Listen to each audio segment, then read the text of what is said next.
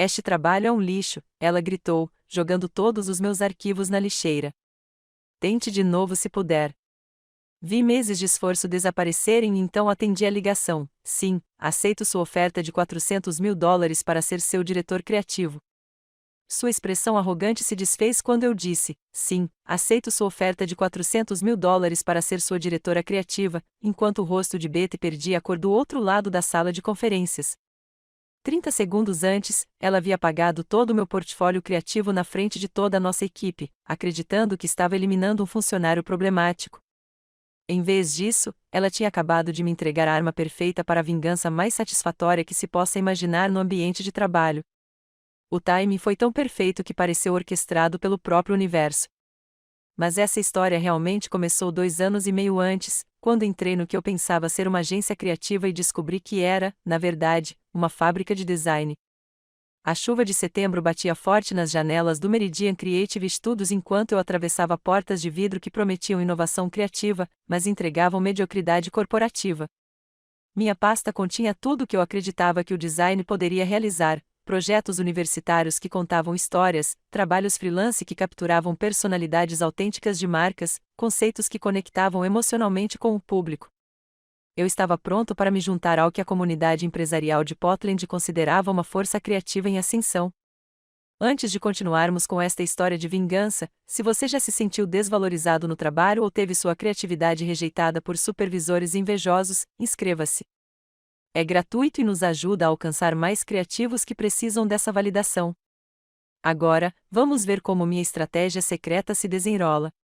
A recepção já era impressionante: piso de concreto polido, paredes de tijolos aparentes, iluminação industrial que gritava, somos artísticos. Mas algo imediatamente pareceu errado. A atividade ao meu redor era mecânica, repetitiva. Designers debruçados sobre monitores, clicando em bibliotecas de modelos em vez de esboçar ideias originais. As paredes exibiam campanhas de clientes emolduradas que compartilhavam uma semelhança perturbadora, nomes de empresas diferentes, abordagens visuais idênticas. Você deve ser a Lúcia, Bethan Voice se materializou ao meu lado sem aviso, com um sorriso afiado e calculista. Ela era mais jovem do que eu esperava para uma diretora de criação, provavelmente 30 e poucos anos, com cabelos loiros impecavelmente penteados e um guarda-roupa que custava mais do que o salário mensal da maioria dos designers. Tudo nela exalava controle e autoridade. Sou Bethan, sua nova diretora criativa. Precisamos estabelecer algumas regras básicas imediatamente. Seu escritório era um santuário da eficiência em detrimento da inspiração. Sistemas de arquivo codificados por cores enfeitavam uma das paredes. Gráficos de produtividade monitoravam as horas faturáveis de cada designer, e cartazes motivacionais sobre cumprimento de prazos substituíam qualquer trabalho criativo propriamente dito. Nenhuma obra de arte original, artefato cultural ou fonte de inspiração em lugar nenhum. O espaço parecia um escritório de contabilidade fingindo ser criativo. Deixe-me ser absolutamente clara sobre as expectativas, ela começou, abrindo uma pasta grossa com um rótulo Procedimentos Operacionais Padrão com a reverência que a maioria das pessoas reservava para textos religiosos. Aqui, operamos de forma profissional. Os clientes recebem resultados de qualidade dentro do prazo e do orçamento. Eles não precisam de sessões de terapia criativa ou aventuras pessoais de contar histórias. Precisam de logotipos funcionais, folhetos eficazes e sites que gerem negócios. Ela folheou páginas de modelos e guias de estilo com orgulho evidente. Tudo era sistematizado, categorizado, reduzido a fórmulas que eliminavam a criatividade em favor de resultados previsíveis. É assim que o design profissional se parece, continuou ela, mostrando-me a carteira de clientes: consistente, confiável, eficiente, sem egocentrismo artístico ou conceitos experimentais que confundam os clientes. Fiquei com o estômago embrulhado ao examinar o trabalho deles. A identidade visual de um restaurante era idêntica à de um escritório de advocacia, que por sua vez se parecia exatamente com a de uma startup de tecnologia. As únicas variações eram os esquemas de cores e as fontes. Todos os projetos seguiam a mesma fórmula visual, independentemente do setor, público-alvo ou personalidade da marca. A designer sênior anterior trabalhou exatamente 6 meses antes de decidir que nossos padrões eram muito exigentes, acrescentou Bethan com evidente satisfação. Ela não parava de falar sobre narrativas autênticas de marca e sensibilidade cultural, pura bobagem que desperdiçava horas faturáveis e confundia clientes que só queriam resultados profissionais. Percebi, com horror crescente, que havia entrado em um deserto criativo, onde a conexão autêntica com a marca havia sido completamente sacrificada em prol de métricas de eficiência e produção baseada em modelos. Não se tratava de uma agência de design. Era uma linha de montagem digital. Minha primeira semana na Meridian confirmou todas as terríveis suspeitas. Os colegas trabalhavam com precisão mecânica, abrindo arquivos de modelos e trocando textos e imagens como operários montando produtos idênticos. Ninguém fazia perguntas sobre históricos de clientes, origens culturais ou personalidades de marcas. Eles simplesmente executavam fórmulas pré-determinadas que garantiam resultados medíocres. Durante os intervalos para almoço, comecei a pesquisar secretamente nossos clientes para entender quem eles realmente eram, além dos tratamentos estereotipados que recebiam. Marcos Olova era dono de uma cervejaria artesanal que lutava para se conectar com um público mais jovem, apesar de produzir cervejas excelentes. Sua marca atual poderia pertencer a qualquer cervejaria dos Estados Unidos, genérica, esquecível, completamente desconectada de sua história real. Mas, imerso na transcrição de uma breve ligação com um cliente, descobri algo fascinante. Marcos havia mencionado que seu avô havia sido mestre cervejeiro na Alemanha antes de migrar para o Oregon na década de 1940. Esse único detalhe despertou possibilidades que a abordagem padrão de Bethe jamais exploraria. E se contássemos a história das tradições cervejeiras que atravessam oceanos e gerações? Passei 3 noites em pubs locais de Portland conversando com bartenders e moradores de longa data sobre a herança cervejeira da cidade. Aprendi sobre os bares clandestinos da época da Lei Seca, os padrões de imigração do pós-guerra e como as técnicas cervejeiras europeias moldaram a cultura cervejeira do noroeste do Pacífico. A história da família de Marcos não era apenas uma história pessoal. Fazia parte do DNA cultural de Portland. Minha pesquisa preenchia um caderno particular que eu mantinha cuidadosamente escondido da vigilância de Bethe. Não eram arquivos oficiais de clientes. Eram histórias humanas esperando para serem transformadas em autênticas obras criativas. Cada conversa revelou conexões entre histórias pessoais e visões de negócios que os designers de modelos ignoravam completamente. O grande avanço veio quando desenvolvi conceitos preliminares que homenageavam as tradições cervejeiras alemãs do avô de Marcos, ao mesmo tempo em que celebravam o cenário moderno de cervejas artesanais de Portland. O logotipo incorporou uma tipografia vintage que lembrava a sinalização de cervejarias dos anos 1940, com sutis referências à herança alemã e às paisagens do Oregon. A história da marca conectou a coragem da imigração ao espírito empreendedor, a tradição à inovação. A reação de Marcos foi imediata e emocionante. 20 anos no mercado e ninguém jamais entendeu o que minha cervejaria realmente representa, disse ele, estudando os conceitos com evidente espanto. Isso captura tudo o que eu tentava expressar, mas nunca soube como articular. A reformulação da marca gerou resultados imediatos que confirmaram tudo o que eu acreditava sobre narrativas autênticas. As vendas aumentaram 30% em 8 semanas, e Marcos estendeu nosso contrato para design de embalagem adicional no valor de $35 mil. Mas, mais importante, ele começou a indicar outros proprietários de cervejarias que buscavam a mesma abordagem de narrativa cultural. Meu segundo grande avanço veio com Helena Vasquez, cuja boutique de moda sustentável enfrentava dificuldades com mensagens ambientais genéricas que pareciam ser um sermão e desconexas de seus valores reais. Bethe havia prescrito o modelo de sustentabilidade usual, cores verdes, imagens de folhas, slogans ecologicamente corretos padrão que poderiam ser aplicados a qualquer negócio com consciência ambiental.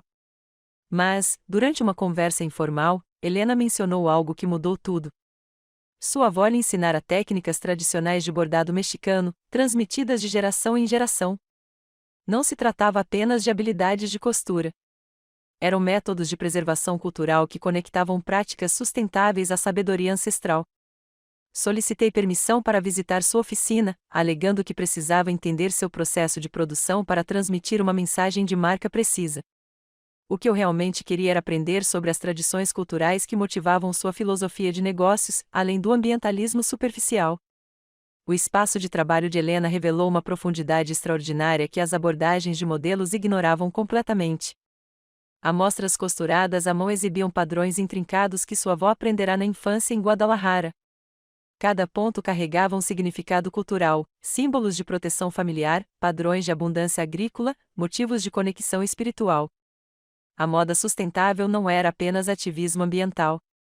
Era preservação do patrimônio cultural. Passei um fim de semana inteiro fotografando as mãos de Helena, recriando as técnicas de bordado da avó, capturando a meditação e a intenção por trás de cada ponto cuidadoso. A campanha resultante contou histórias sobre como o artesanato tradicional oferecia alternativas à destruição ambiental causada pelo fast fashion.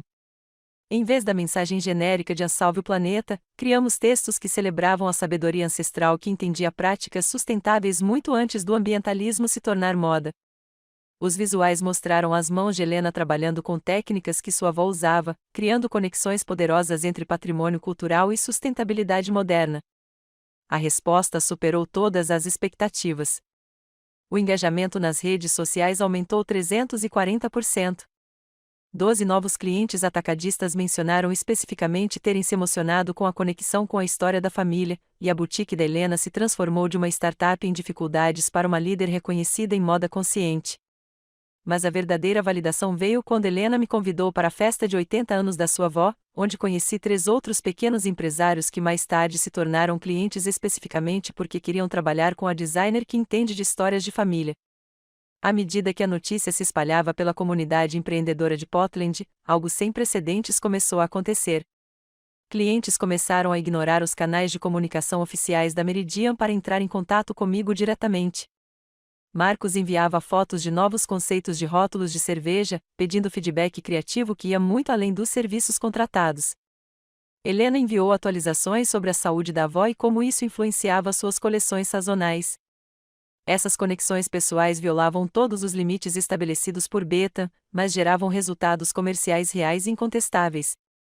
As indicações vinham por meio de relacionamentos, e não de ligações de vendas frias. Os clientes renovavam contratos porque se sentiam compreendidos e valorizados, não apenas atendidos profissionalmente. Eu mantinha registros detalhados dessas conexões pessoais em arquivos criptografados no meu laptop pessoal, lembretes de aniversário, comemorações de marcos familiares, discussões sobre desafios de negócios, sonhos de crescimento futuro. Informações que jamais se encaixariam no sistema padronizado de gestão de clientes da Meridian, mas que se mostraram essenciais para a criação de soluções criativas verdadeiramente personalizadas. A rede cresceu organicamente à medida que clientes satisfeitos me apresentaram a outros empreendedores que valorizavam a narrativa autêntica em vez do design de modelos. Em 18 meses, cultivei relacionamentos com mais de 30 empresários que confiaram a mim suas decisões mais importantes relacionadas à marca. Mas esse sucesso estava criando uma situação cada vez mais perigosa com Beta, que via os relacionamentos pessoais com clientes como violações de limites pouco profissionais, em vez da base para parcerias criativas sustentáveis que geravam receita recorde para a agência. A festa de fim de ano de dezembro no Meridian deveria ter sido uma celebração do nosso ano recorde. A retenção de clientes havia atingido um recorde histórico, as indicações estavam a todo vapor e várias campanhas haviam conquistado prêmios regionais. Em vez disso, me vi perto da mesa do buffet, ouvindo uma conversa que destruiria a minha compreensão de tudo o que eu achava que sabia sobre a dinâmica do meu ambiente de trabalho. Beta, querida, precisamos discutir a direção do departamento de criação, a voz de Trevor Ashore ecoou pela sala de conferências, onde ele havia encurralado meu supervisor perto do balcão do bar. Fiquei paralisada, fingindo examinar a seleção de queijos enquanto me esforçava para ouvir a conversa. A intimidade casual em seu tom chamou minha atenção. Não era assim que chefes normalmente se dirigiam aos funcionários.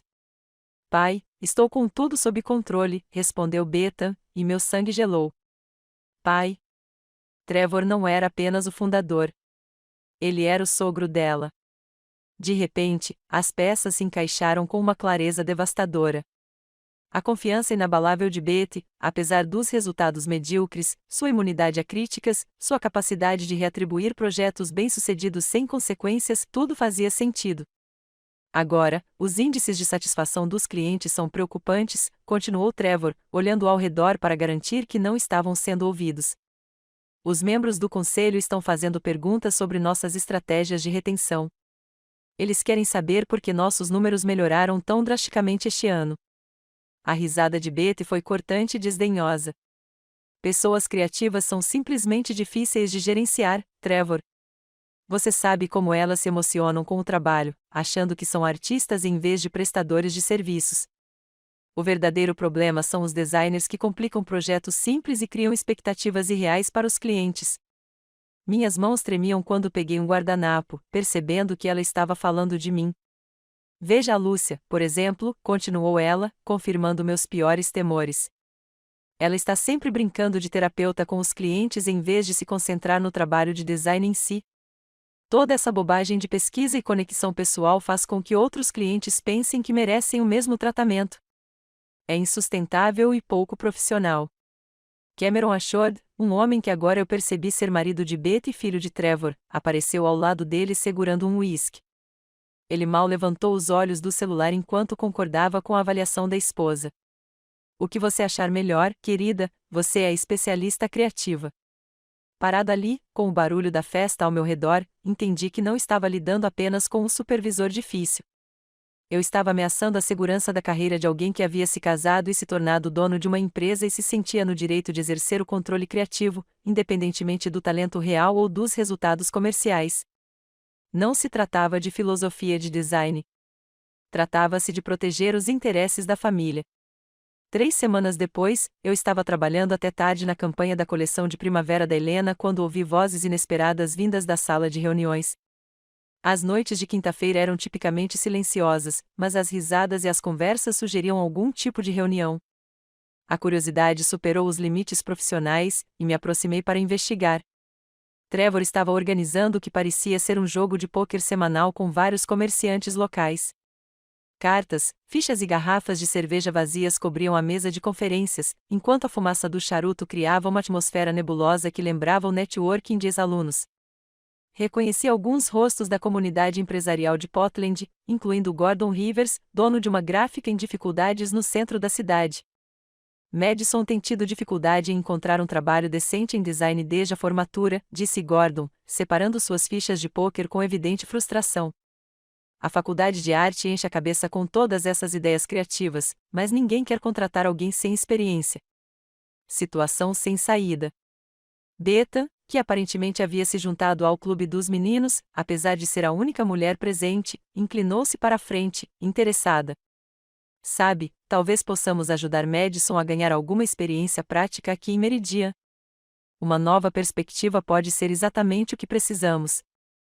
Trevor parecia hesitante, provavelmente calculando os custos salariais. Temos uma equipe razoavelmente boa no momento, especialmente no departamento de criação. Não sei se temos espaço para mais designers. Na verdade, continuou Bethan com precisão calculada, alguns designers criam mais problemas do que soluções. Todo esse apoio e construção de relacionamentos pessoais pode parecer impressionante, mas não é escalável nem eficiente. Novos talentos que entendam os limites profissionais podem ser exatamente o que nossos clientes precisam. Fiquei com o estômago embrulhado ao perceber que ela estava orquestrando minha substituição por meio das conexões de pôquer do sogro. Gordon Rivers se ofereceu entusiasticamente para abrir mão dos requisitos salariais habituais de Madison em troca de experiência profissional, tornando o acordo ainda mais atraente do ponto de vista orçamentário. Madison é jovem, ávida e não terá maus hábitos para desaprender, acrescentou Bethan com evidente satisfação. Às vezes, é preciso limpar o mato antes que novas plantas floresçam. A metáfora não era sutil. Eu era o mato que precisava ser limpo para dar lugar à filha inexperiente de alguém que seguiria ordens sem questionar ou resistir criativamente. Minha pesquisa sobre Madison Rivers revelou tudo o que eu temia sobre a estratégia de substituição de Beth. Seu portfólio online consistia inteiramente de exercícios para alunos, variações básicas de logotipo, layouts baseados em modelos e trabalhos conceituais que nunca haviam passado pelo escrutínio de clientes ou testes de mercado. Seu perfil no LinkedIn demonstrava zero experiência profissional em design, além de um estágio de verão na gráfica de seu pai, onde ela aparentemente organizava sistemas de arquivamento e atendia ligações de clientes. Sua conta no Instagram pintava um quadro ainda mais preocupante: selfies intermináveis em cafeterias com acessórios para MacBook, fotos estéticas de materiais de design em Flatla e citações inspiradoras sobre criatividade que revelavam alguém mais interessado no estilo de vida de designer do que na arte da comunicação visual. A discrepância entre as qualificações era impressionante. O rebranding da cervejaria Marcos Olova exigiu um profundo conhecimento da herança cultural de Portland, da dinâmica da indústria cervejeira artesanal e da complexidade emocional de homenagear histórias de imigração por meio da identidade visual. A campanha de moda sustentável de Helena Vasquez exigiu sensibilidade cultural em relação ao artesanato tradicional mexicano e uma mensagem sofisticada sobre responsabilidade ambiental. O projeto mais complexo de Madison parecia ser posters de shows para festas universitárias, trabalho que exigia hierarquia básica de texto e elementos decorativos, mas nada do pensamento estratégico, pesquisa cultural ou narrativa autêntica que gerou centenas de milhares em novas receitas para Meridia. No entanto, Bethan planejava substituir o sucesso comprovado por favoritismo nepotista, aparentemente acreditando que o entusiasmo e a disposição para seguir ordens poderiam substituir a experiência, a competência cultural e os resultados demonstrados. Assim que entendi a estratégia de substituição de Betty, seu comportamento passou a ser de sabotagem deliberada. Ela começou a impor prazos contraditórios que exigiam a conclusão simultânea de grandes projetos, sabendo que manter meus padrões de qualidade se tornaria matematicamente impossível. A campanha de embalagens sazonais da cervejaria e a identidade visual da coleção de primavera da Helena receberam prazos idênticos, apesar de exigirem abordagens de pesquisa e tempo de desenvolvimento criativo completamente diferentes. Quando os clientes solicitavam revisões, algo normal em qualquer processo criativo, Bethan adiava a aprovação das alterações propostas até o último momento possível, criando uma pressão artificial de tempo que forçava decisões precipitadas. Ela retinha os pedidos de revisão por dias e depois expressava preocupação com os atrasos no cronograma, como se não tivesse sido gargalo. Sua tática mais manipuladora consistia em me excluir das consultas iniciais com o cliente, alegando conflitos de cronograma e, em seguida, fornecer apenas informações indiretas sobre os requisitos do projeto. Ela repassava briefings resumidos que ignoravam detalhes cruciais sobre a personalidade da marca, as preocupações do público-alvo ou as sensibilidades culturais, e depois demonstrava decepção quando meus designs não capturavam elementos sobre os quais eu nunca havia sido informado. Achei que você teria intuído que o cliente do restaurante queria enfatizar o fornecimento da fazenda à mesa, disse ela durante uma sessão de avaliação particularmente frustrante. Bons designers não precisam que tudo seja explicado explicitamente. Essas táticas foram claramente planejadas para criar um rastro de prazos perdidos e insatisfação de clientes que justificaria minha demissão.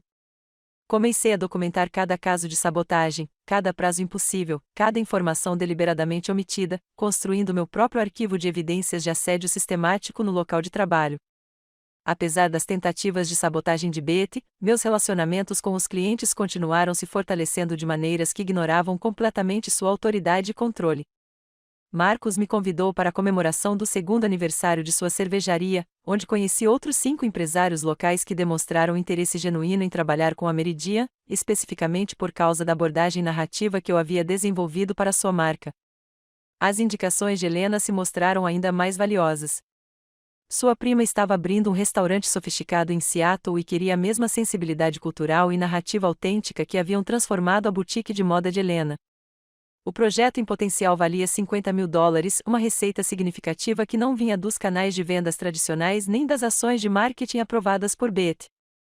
Essas indicações orgânicas representavam o tipo de crescimento sustentável dos negócios que as agências tradicionais lutavam para alcançar por meio de ligações não solicitadas e apresentações genéricas. Mas, em vez de comemorar esse sucesso, Bethan via a fidelidade dos clientes como evidência de uma violação indevida de limites, que ameaçava seu controle sobre relacionamentos criativos.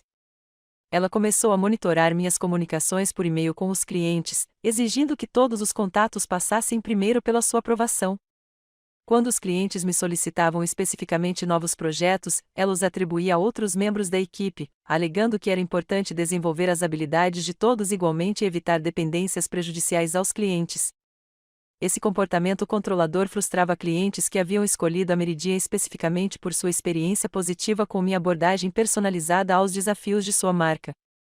Eles buscavam compreensão cultural e narrativa autêntica, não soluções padronizadas e genéricas fornecidas por quem estivesse disponível. O cenário estava montado para um confronto que determinaria se relacionamentos criativos autênticos ou o controle corporativo definiriam o futuro da Meridia. O confronto que definiria minha carreira começou em uma manhã cinzenta de segunda-feira, carregada de ameaças não declaradas. Minha caixa de entrada apitou às 8h47 com um e-mail que deixou meu café com um gosto amargo. Beta havia agendado uma reunião urgente de revisão criativa para as 14 horas, exigindo a presença de todos os designers, gerentes de contas e membros da equipe de suporte, sem exceção. O assunto dizia: padrões profissionais e avaliação da qualidade do portfólio. Palavras que pareciam uma sentença de morte, dadas as crescentes tensões em meus relacionamentos com clientes. Algo estava terrivelmente errado. O ambiente do escritório estava repleto de nervosismo e conversas abafadas que cessavam no momento em que me aproximei. Bethan passou a maior parte da manhã trancada no escritório de Trevor, com as vozes ocasionalmente se elevando acima da divisória de vidro antes de voltarem a sussurros conspiratórios. Quando eu passava, a conversa deles parava abruptamente, com os dois pares de olhos acompanhando meus movimentos com um foco predatório. O acontecimento mais perturbador era a presença de Madison Rivers na recepção. Ela estava sentada impecavelmente em uma cadeira de visita, agarrada a uma pasta e verificando seu reflexo na tela do celular a cada poucos minutos. Era supostamente uma entrevista informativa, mas tudo em seu comportamento sugeria alguém se preparando para o primeiro dia de trabalho, em vez de uma conversa casual sobre oportunidades em potencial. Ouvi Bethan conversando com Trevor sobre dar o exemplo de relacionamentos inadequados com clientes, sussurrou Sarah Martinez durante nosso intervalo para o café, com os olhos se voltando nervosamente para os escritórios executivos. Ela não parava de mencionar nomes específicos e falar sobre documentação. Não parecia nada bom. Minhas mãos tremiam quando voltei para a mesa, sabendo instintivamente que o que quer que Bethan tivesse orquestrado teria como alvo direto o meu trabalho. Passei as horas restantes da manhã fazendo backup freneticamente dos arquivos do meu portfólio em várias contas de armazenamento em nuvem, unidades externas e até enviando cópias por e-mail para minhas contas pessoais, anos de pesquisa cultural, depoimentos de clientes, conceitos de campanha inovadores e histórias de marca autênticas, tudo que provava que minha abordagem gerava resultados comerciais reais. Quando chegaram às 14 horas, 15 funcionários entraram na sala de conferências com a energia nervosa de alunos esperando uma prova surpresa para a qual não haviam estudado. Beta estava na frente, conectando seu laptop à tela principal com movimentos que sugeriam preparação teatral. Sua expressão carregava uma satisfação sombria que fez meu estômago revirar de pavor. O ataque começou com uma razoabilidade enganosa. Hoje, vamos examinar estudos de caso reais de gestão inadequada de clientes, anunciou Bethan, com a voz carregada de autoridade artificial. Os limites profissionais existem por razões importantes, e quero que todos entendam o que acontece quando designers priorizam relacionamentos pessoais em detrimento dos padrões da empresa. Os arquivos do meu portfólio apareceram na tela principal. Meses de histórias de marca cuidadosamente elaboradas, pesquisas detalhadas com clientes e soluções criativas que geraram centenas de milhares de dólares em receita para a Meridian. Mas Bethan começou a reformular cada sucesso como evidência de uma conduta profissional com precisão cirúrgica. Vamos analisar este projeto de cervejaria, disse ela, clicando na minha documentação de pesquisa para a reformulação da marca de Marcus Olovai. Observe como o designer gastou tempo excessivo pesquisando a história da família e o contexto cultural em vez de se concentrar nos resultados reais do design. Isso é bancar o antropólogo amador em vez de fazer um trabalho de design gráfico. Ela destacou minhas anotações sobre as tradições cervejeiras alemãs do avô de Marcus, as entrevistas com bartenders de Portland, as conexões culturais entre histórias de imigração e empreendedorismo moderno.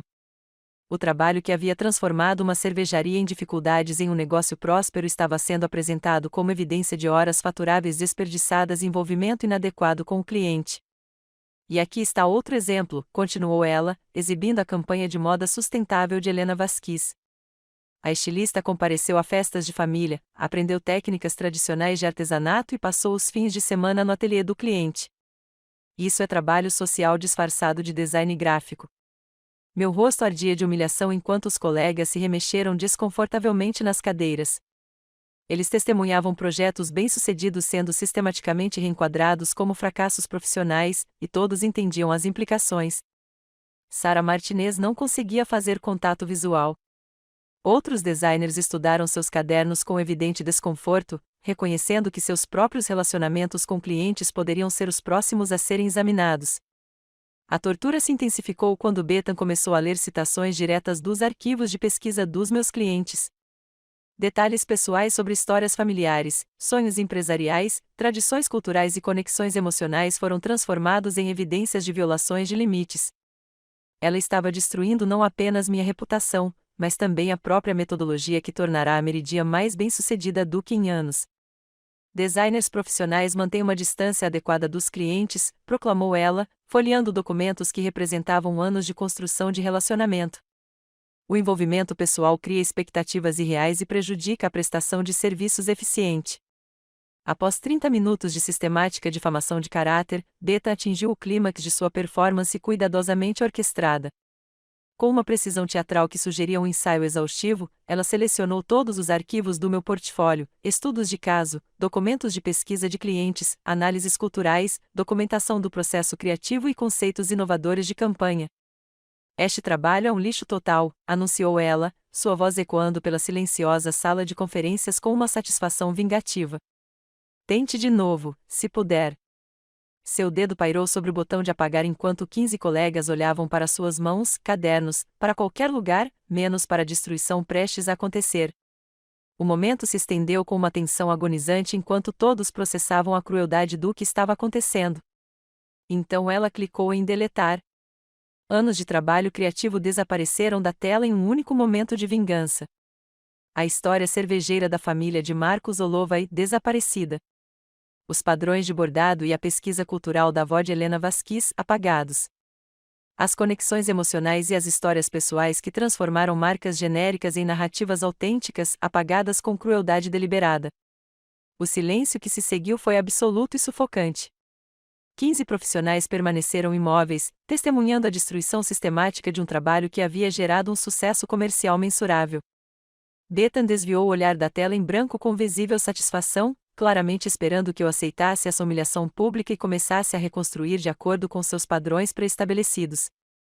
Ela tinha acabado de eliminar o que acreditava ser evidência de conduta antiprofissional, completamente inconsciente de que havia destruído a base de fidelidade do cliente que mantinha a Meridian lucrativa e competitiva no mercado criativo de Portland. Enquanto ela começava a explicar novos protocolos de comunicação profissional que evitariam futuras violações de limites, meu telefone começou a vibrar contra minha perna. O identificador de chamadas mostrou Cascade Brand Collective, um nome que reconheci como uma das agências criativas mais inovadoras e respeitadas de Portland. Todos os meus instintos profissionais gritavam para ignorar a ligação e me concentrar na crise atual. Mas algo mais profundo me fez pedir licença para não comparecer à reunião. Preciso atender, disse baixinho, saindo para o corredor enquanto a voz de Betty continuava a falar sobre padrões de eficiência e relacionamentos adequados com os clientes. A voz de Diana Walsh do outro lado da linha era calorosa e direta. Lúcia, temos monitorado as melhorias na retenção de clientes da Meridian nos últimos 2 anos e sabemos exatamente quem é responsável pela abordagem narrativa que mantém as grandes contas satisfeitas. Meu coração disparou enquanto ela continuava. Estamos planejando entrar em contato com você há meses, mas os acontecimentos recentes nos convenceram de que o momento é perfeito. Estamos preparados para lhe oferecer $400 mil por ano para se juntar à Cascade como diretora criativa, além de participação nos lucros e total autonomia sobre as estratégias de narrativa da marca. $400 mil, quase o triplo da minha remuneração atual, trabalhando para pessoas que valorizavam exatamente o que Beta acabará de chamar de lixo pouco profissional. Mas a validação importava mais do que o dinheiro. Minha abordagem não estava apenas correta. Era revolucionária em um setor ainda obcecado por soluções de modelos genéricos. Parado naquele corredor com o telefone na mão, percebi que Bethan tinha acabado de me entregar a arma perfeita para a vingança mais elegante imaginável. Ela pensou que estava eliminando um funcionário problemático que criava expectativas irreais para os clientes. O que ela realmente fez foi destruir a única coisa que impedia as maiores contas da Meridian de irem embora para sempre. Voltei para a sala de conferências, onde ela continuou a palestrar sobre padrões de eficiência, enquanto meus antigos colegas olhavam para seus cadernos com evidente desconforto.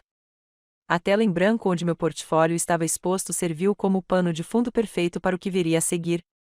Na verdade, eu disse, interrompendo sua apresentação sobre limites profissionais, tenho algo a anunciar. A sala de conferências explodiu em caos quando meu anúncio de demissão quebrou a atmosfera controlada que Beta havia cuidadosamente orquestrado. Seu rosto passou por uma rápida sucessão de emoções, confusão dando lugar ao pânico, depois à raiva e, finalmente, a um cálculo desesperado, à medida que a magnitude do seu erro de cálculo se tornava clara. Você não pode simplesmente desistir no meio de uma reunião de equipe, gaguejou ela, com a confiança anterior completamente evaporada. A mulher que momentos antes brandia botões de exclusão como armas agora soava como uma criança cujo brinquedo lhe fora tirado. Existem protocolos, requisitos de notificação, procedimentos de transição que precisam ser seguidos de acordo com a política da empresa. Suas mãos gesticulavam freneticamente enquanto ela se virava para Trevor, que observava em silêncio do fundo da sala. Ela claramente esperava que seu sogro interviesse com alguma autoridade corporativa que pudesse desfazer o que acabará de acontecer. Mas a expressão de Trevor revelou que ele entendia as implicações muito melhor do que a nora. Bethan, talvez devêssemos, ele começou. Mas ela o interrompeu com ofertas cada vez mais desesperadas. Espere, vamos discutir isso racionalmente, disse ela, elevando a voz a cada palavra. Posso lhe oferecer um aumento imediato, oportunidades de liderança de projetos e até mesmo cargos de assistente de direção criativa. Valorizamos suas contribuições para a equipe. A ironia era de tirar o fôlego. Minutos depois de chamar meu trabalho de lixo absoluto e apagá-lo na frente de 15 colegas, ela de repente estava oferecendo promoções que claramente não tinha autoridade para prometer. Seu pânico era palpável ao perceber que destruir meu portfólio não havia eliminado um funcionário problemático. Apenas havia destruído a base de fidelidade do cliente que mantinha a Meridian lucrativa no competitivo mercado criativo de Portland. Madison River se remexeu desconfortavelmente na cadeira, provavelmente se perguntando que tipo de drama no ambiente de trabalho estava prestes a herdar. A dinâmica de poder naquela sala havia mudado para sempre, e todos podiam sentir a tensão elétrica crepitando no ar. Trevor se aproximou de mim perto da porta da sala de conferências enquanto a reunião se dissolvia em murmúrios desconfortáveis e passos desajeitados. Sua expressão carregava uma gravidade que sugeria que ele estava realizando cálculos de controle de danos em tempo real, entendendo a situação muito melhor do que sua nora jamais conseguiria. Talvez devêssemos discutir isso em particular antes de tomar qualquer decisão precipitada, disse-ele calmamente, com a voz carregada da diplomacia praticada por alguém acostumado a salvar desastres corporativos. Tenho certeza de que podemos chegar a um acordo mutuamente benéfico que atenda às preocupações de todos. Mas eu já estava completamente farto de discussões privadas e soluções diplomáticas que consistentemente protegiam a posição de Betty, ao mesmo tempo em que minavam trabalhos criativos bem-sucedidos. O tempo para concessões havia acabado no momento em que ela clicou naquele botão de apagar. Não há nada para discutir, respondi com firmeza, recolhendo meus pertences pessoais da mesa de conferências com uma calma deliberada. Minha decisão é final. Entregarei a papelada formal de demissão dentro de 1 hora, e meu último dia será hoje. Eu conseguia ver a mente de Trevor correndo atrás de cálculos financeiros, os relacionamentos com clientes que provavelmente me perseguiriam, a geração de receita que desapareceria, as indicações que vieram especificamente da minha abordagem narrativa. Ele estava percebendo que o jogo de poder vingativo de Betty acabará de custar a Meridian seu ativo criativo mais valioso, em um momento em que a agência menos podia se dar ao luxo de perder grandes contas. Sua tentativa de controlar os danos chegou tarde demais. As consequências de permitir que o ciúme e a insegurança da nora se sobrepusessem ao bom senso comercial eram agora irreversíveis. Enquanto eu caminhava em direção à saída, ouvi-o perguntar baixinho a Bethan o que exatamente ela achava que havia conseguido com aquele espetáculo público. Os 15 funcionários naquela sala de conferências vivenciavam um momento coletivo de reconhecimento que remodelaria para sempre sua compreensão da política e da dinâmica do ambiente de trabalho. Alguns pareciam genuinamente chocados, claramente nunca tendo considerado que funcionários bem-sucedidos pudessem pedir demissão devido ao tratamento que haviam presenciado, mas não questionado. Outros pareceram impressionados, possivelmente reconsiderando sua própria tolerância a abusos no local de trabalho disfarçados de padrões profissionais. Alguns pareceram quase aliviados, como se minha demissão lhes tivesse dado permissão para reconhecer o quanto se sentiam desconfortáveis com a minagem sistemática de Betty a um trabalho obviamente bem-sucedido. Sarah Martinez me olhou nos olhos e fez um aceno quase imperceptível, sugerindo que ela entendia exatamente o que havia acontecido e por que era necessário. Sua expressão transmitia solidariedade e respeito por alguém que finalmente se opusera a um comportamento que todos reconheciam como errado, mas que ninguém se sentia no poder de contestar. Os designers mais jovens pareciam confusos e preocupados, provavelmente se perguntando se o trabalho criativo sempre foi tão politicamente complexo ou se Meridian representava um ambiente de trabalho excepcionalmente tóxico. Seus rostos demonstravam a percepção crescente de que talento e resultados não necessariamente protegiam de supervisores vingativos com conexões familiares. O mais revelador é que Madison Rivers parecia horrorizada com a dinâmica do ambiente de trabalho que estava prestes a herdar.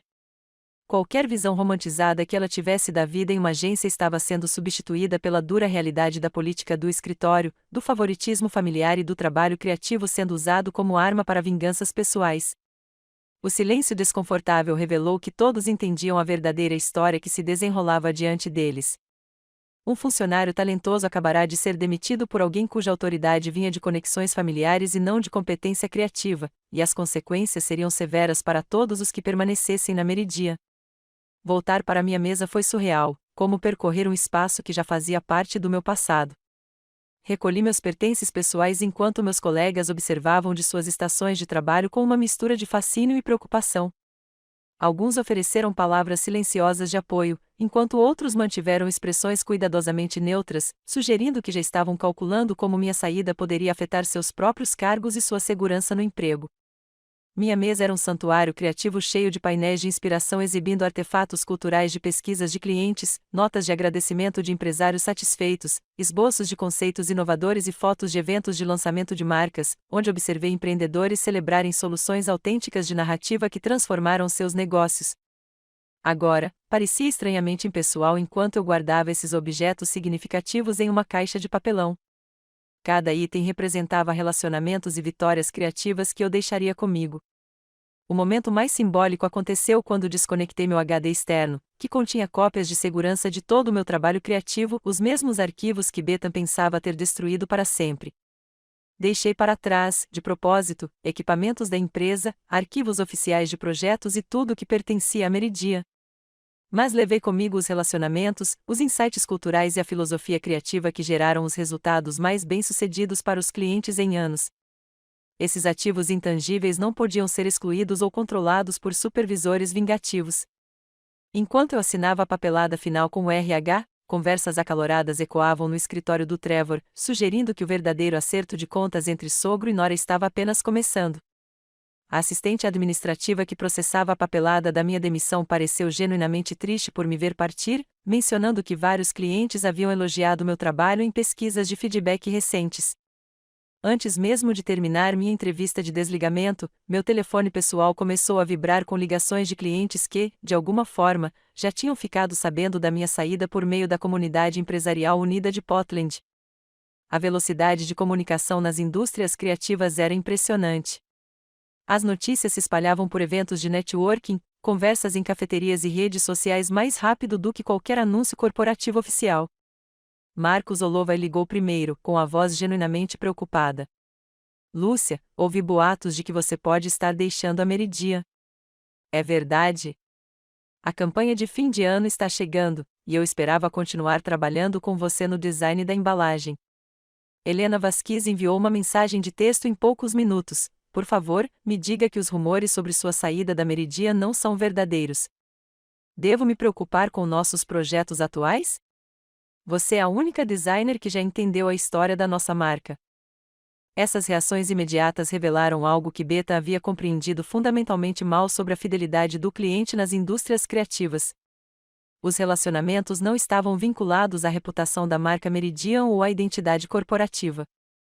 Eram conexões pessoais forjadas com o indivíduo que havia dedicado tempo para entender histórias familiares e traduzi-las em soluções criativas autênticas. Em poucas horas, recebi 6 perguntas de clientes diferentes sobre meu novo cargo e se eu aceitaria projetos freelance durante meu período de transição. Cada conversa reforçava a mesma realidade que Bethan estava cega demais pela inveja para reconhecer. Ela presumiu que destruir meu portfólio eliminaria evidências de conduta antiprofissional. Mas o que ela realmente fez foi cortar os laços pessoais que mantinham as contas mais valiosas da Meridian satisfeitas com sua parceria criativa. Os telefonemas daquela tarde foram apenas o início de um êxodo de clientes que remodelaria para sempre o cenário das agências criativas de Portland. A destruição sistemática do Meridian Creative Studios começou a se desenrolar com precisão de relógio durante minha primeira semana na Cascade Brand Collective. Enquanto eu me dedicava a aprender sobre o processo criativo colaborativo e a construir relacionamentos com minha nova equipe, relatos perturbadores chegavam à comunidade criativa interconectada de Portland sobre o caos que estava acontecendo no meu antigo local de trabalho. Beta imediatamente colocou Madison Rivers para cuidar das contas dos meus antigos clientes, aparentemente partindo da premissa ingênua de que qualquer designer conseguiria manter relacionamentos construídos em anos de narrativa pessoal e profundo conhecimento cultural.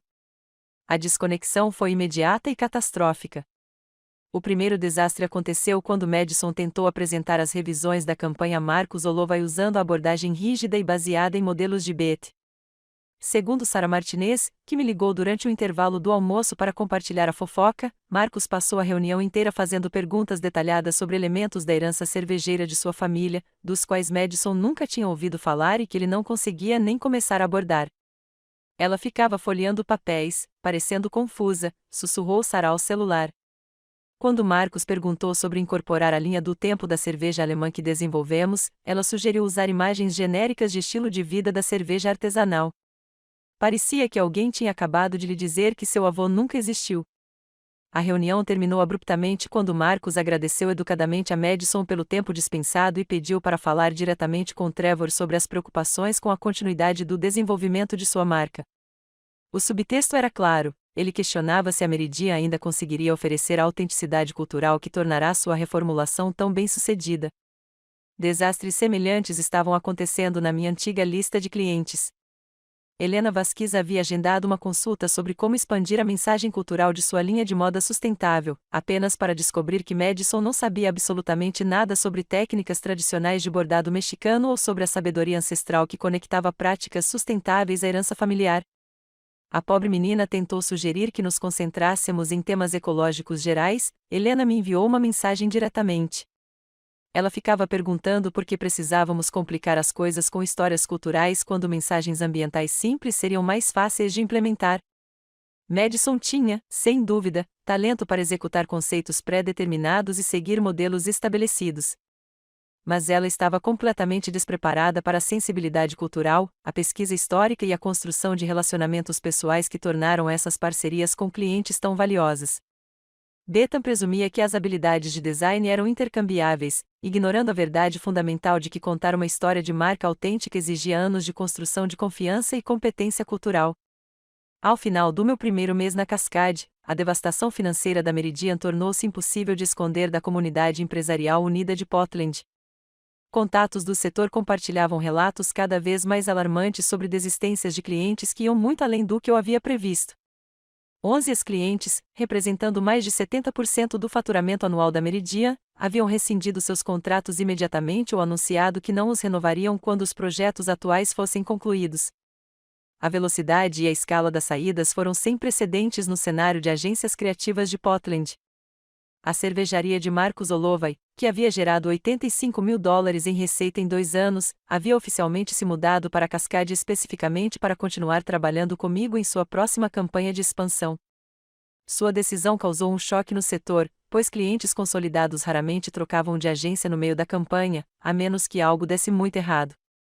Helena Vasquez não apenas transferiu sua conta de moda sustentável, como também recomendou ativamente 3 outras marcas de varejo consciente que valorizavam a abordagem de narrativa cultural que a Meridian havia sistematicamente eliminado. Suas indicações representavam um potencial novo negócio com valor superior a $120 mil anuais, uma receita que normalmente teria sido direcionada à Meridian por meio do relacionamento existente.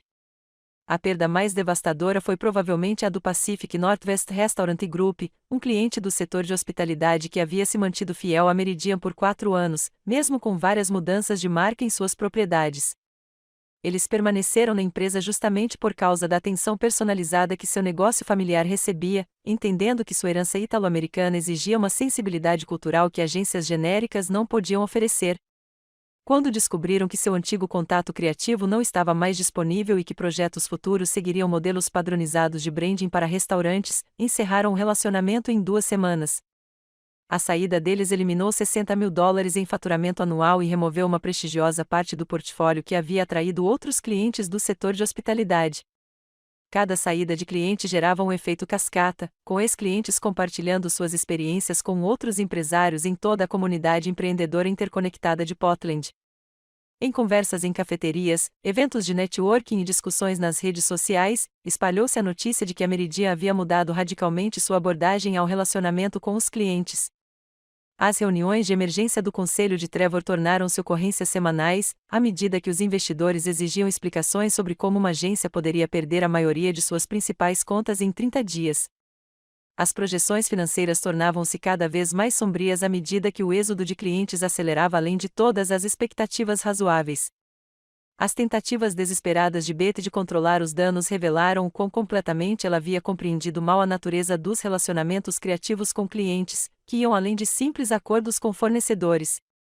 Ela começou a fazer ligações pessoais para antigos clientes, oferecendo descontos significativos e prometendo padrões de serviço aprimorados caso reconsiderassem a saída. Essas conversas tiveram um efeito catastrófico, pois ela não conseguia responder a perguntas básicas sobre o histórico da marca ou detalhes pessoais que haviam sido essenciais para as estratégias criativas deles. Quando Marcus perguntou sobre incorporar o cronograma de produção de cerveja de sua família em campanhas futuras, Beth admitiu que não tinha ideia do que ele estava se referindo, deixando dolorosamente claro que todo o conhecimento institucional sobre sua marca havia desaparecido comigo. Helena recebeu uma ligação semelhante, onde Beth sugeriu que eles poderiam simplificar os elementos culturais para tornar os projetos mais eficientes, ignorando completamente que a autenticidade cultural era a base da identidade da marca Helena. Reconhecendo que lhe faltava competência cultural para reconstruir esses relacionamentos, Beth tentou contratar designers freelancers especializados em abordagens narrativas. Mas, sem a pesquisa detalhada com o cliente, a compreensão cultural e a confiança pessoal que levaram anos para serem desenvolvidas, seus esforços pareciam genéricos e performáticos. Mais desesperadamente, ela começou a criticar ativamente meu trabalho para os clientes restantes, sugerindo que minha saída representava uma oportunidade de retornar aos padrões de design profissional, em vez de reconhecer que minha abordagem tinha sido o principal impulsionador de seu sucesso recente. Essas conversas apenas reforçaram a decisão dos clientes de buscar parceiros criativos que valorizassem conexões pessoais, em vez de descartá-las como violações de limites pouco profissionais. A verdadeira dimensão do erro de cálculo de Beth ficou bem clara durante a revisão financeira trimestral da Meridian, quando Trevor descobriu que a agência estava enfrentando o pior declínio de receita da história da empresa. A saída de clientes não eliminou apenas as fontes de renda atuais. Também destruiu completamente a rede de indicações que impulsionava o crescimento sustentável de novos negócios por mais de 2 anos.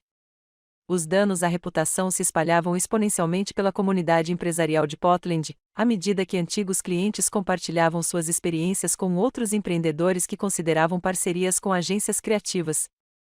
Trevor começou a receber ligações cada vez mais desconfortáveis de membros do conselho e investidores, questionando as decisões de liderança que levaram à perda catastrófica de um cliente. Durante o que deveria ter sido um período de expansão e crescimento, a dinâmica empresarial familiar que antes protegia a posição de Beth estava se tornando um grande obstáculo. Cameron enfrentou uma pressão crescente de seu pai e de outras partes interessadas da família para controlar a abordagem de gestão de sua esposa ou removê-la de uma posição em que suas decisões estavam sistematicamente destruindo a riqueza geracional. Reuniões de emergência com consultores financeiros revelaram que a Meridian poderia precisar considerar oportunidades de fusão com agências maiores ou implementar medidas significativas de redução de pessoal para sobreviver à crise de receita. Trevor finalmente percebeu que proteger a autoridade da Nora lhe custará o talento criativo que vinha reconstruindo a reputação e a estabilidade financeira da agência nos últimos 2 anos.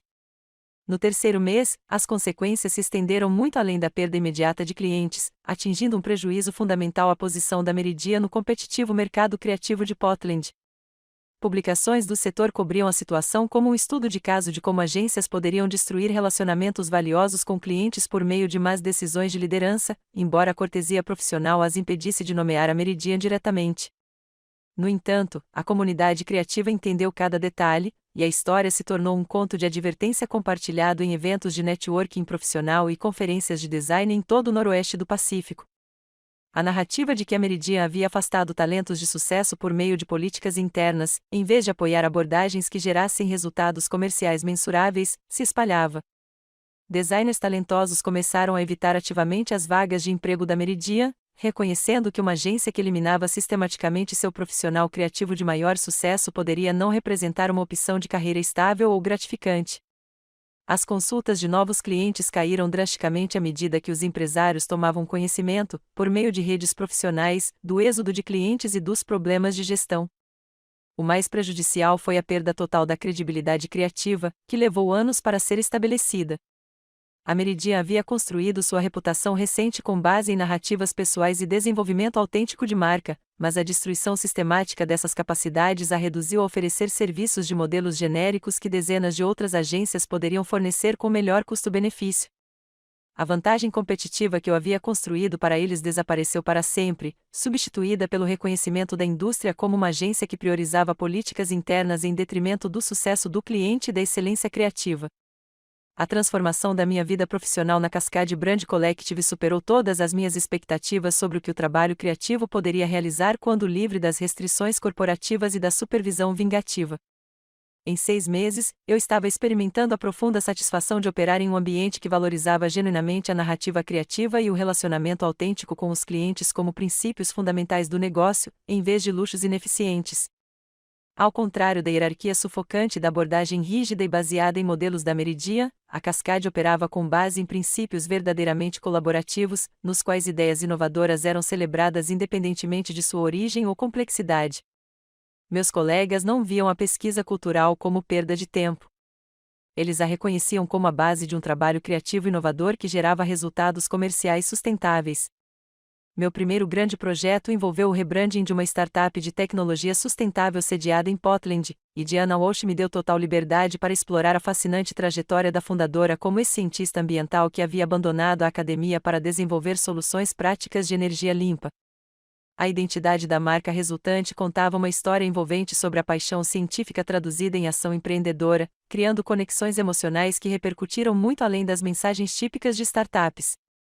O sucesso da campanha foi imediato e mensurável. A abordagem autêntica de contar histórias ajudou a startup a articular sua missão durante as apresentações para investidores, contribuindo, em última análise, para o sucesso da rodada de financiamento Série A de $2,3 milhões.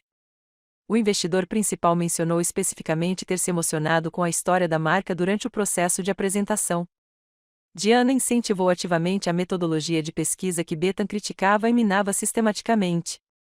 Compreensão profunda do cliente não é ineficiência, explicou ela durante nossa primeira análise criativa. É a vantagem competitiva que separa marcas memoráveis das esquecíveis.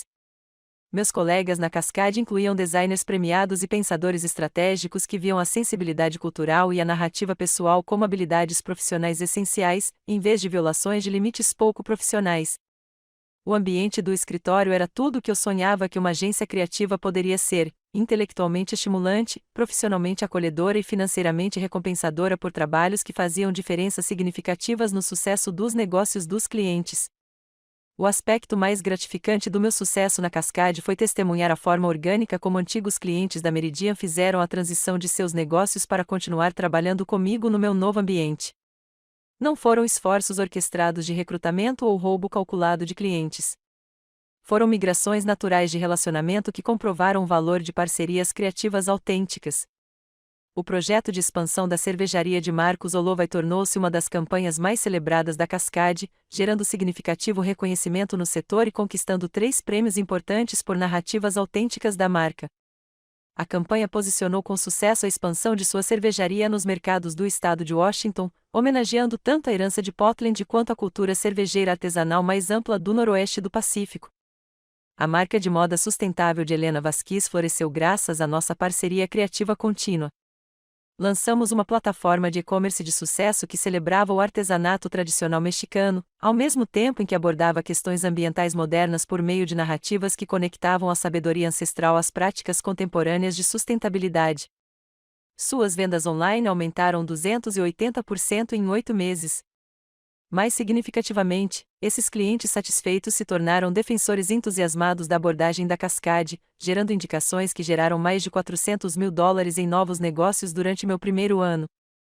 O Pacific Northwest Restaurant Group não só me acompanhou até a Cascade, como também expandiu sua parceria criativa para incluir serviços de marketing digital e design experiencial que eles nunca haviam considerado antes. Cada projeto bem-sucedido reforçava a mesma verdade fundamental que Beta era cega demais para reconhecer: os clientes valorizavam relacionamentos autênticos e soluções criativas significativas em vez de métricas de eficiência e trabalho de design baseado em modelos.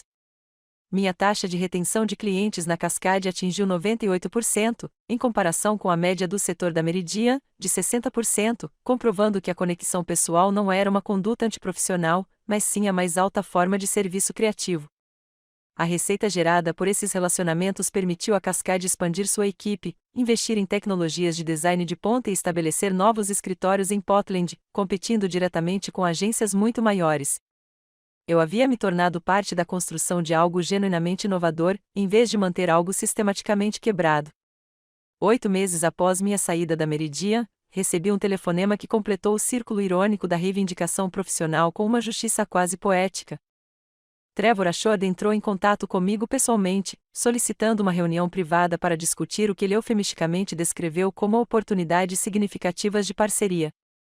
Nos encontramos em uma cafeteria no centro de Portland, onde o desespero de Trevor ficou imediatamente evidente.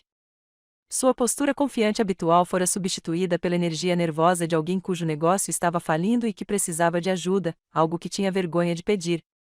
Lúcia, vou ser direto, começou ele, mexendo o café com evidente desconforto. Precisamos da sua expertise para restaurar a confiança dos clientes e reconstruir nossa reputação criativa. Estou preparado para lhe oferecer um cargo de diretor executivo de criação com total autonomia sobre o nosso departamento de criação, participação acionária e um pacote de remuneração que dobraria o seu salário atual na Cascade. A ironia era de tirar o fôlego. Ele estava basicamente me oferecendo o cargo de Beta pelo triplo do meu salário original, finalmente reconhecendo que a abordagem que ela havia chamado de lixo absoluto era, na verdade, a única coisa que poderia salvar a Meridian do colapso total. A abordagem de gestão de Beta criou alguns desafios imprevistos, continuou ele, incapaz de admitir diretamente que sua nora quase havia destruído os negócios da família por meio de uma liderança vingativa e inveja profissional. Precisamos de uma liderança nova e criativa que entenda a construção de relacionamentos com os clientes. Ouvi educadamente toda a sua apresentação, observando se esforçar para explicar como uma agência podia perder 70% de sua receita em 3 meses sem culpar explicitamente a esposa do filho. O desespero em sua voz era palpável enquanto ele delineava termos cada vez mais generosos, bônus de assinatura, controle criativo e até oportunidades de parceria. Quando ele terminou, recusei com a mesma cortesia profissional que Meridian nunca havia demonstrado durante meu primeiro emprego. Agradeço a oferta, Trevor, mas estou muito feliz com meu cargo atual.